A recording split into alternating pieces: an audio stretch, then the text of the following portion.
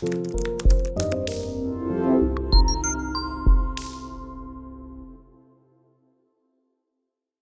should an entrepreneur or when should a creator stop thinking and start creating an MVP?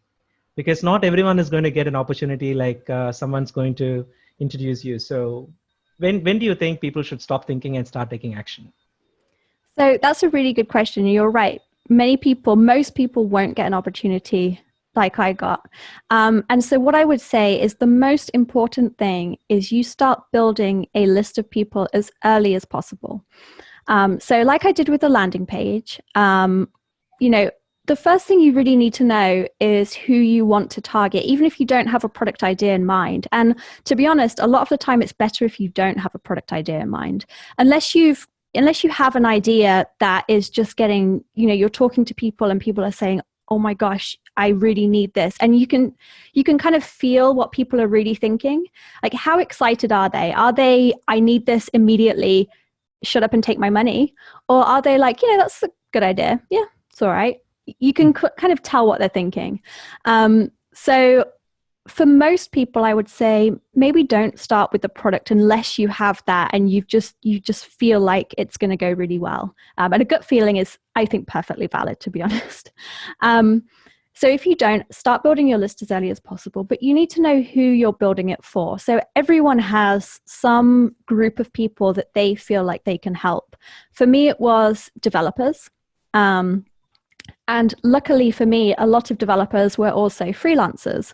So with Client Portal, there was a lot of overlap. So even though I was building my list of developers, I could still sell Client Portal to that list, and it actually got a really good response from that as well. So build your list as early as possible and try and talk to them as much as you can. So I unfortunately can't do this as much as I did when I first started. But one thing I did that I think was really valuable was anyone who signed up to my list, I had a question that goes out that it tries to encourage a response.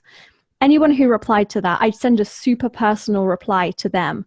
So not automated, just completely raw. Like, you could tell it was actually me behind the keyboard talking to you. I'd listen to what you said and I was talking to you. And I would have these long conversations with people on my list. And I would just find out about them and what they did, what they struggled with, what they enjoyed doing. And it was just more like a conversation. And you can do this over email like I did, or even better, do it on a call if they're willing to just chat to you for a few minutes. And a lot of people actually surprisingly are. And you'll get an idea from them as to what problem they need solving. And you'll start to see these themes. And especially if you collect all that information, if you notice something cropping up, just take that snippet of what they've said, put it into a spreadsheet, and just keep it all together and try and find your product out of that. And once you find your product, honestly, the quicker you can get something that someone can buy, the better, because getting that first payment is by far the hardest thing. And say you have this idea for this massive SaaS, and it's going to be huge and you're going to need to spend a ton of time creating it.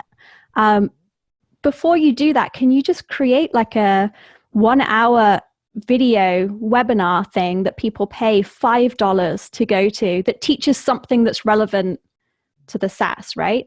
Because then you're finding out,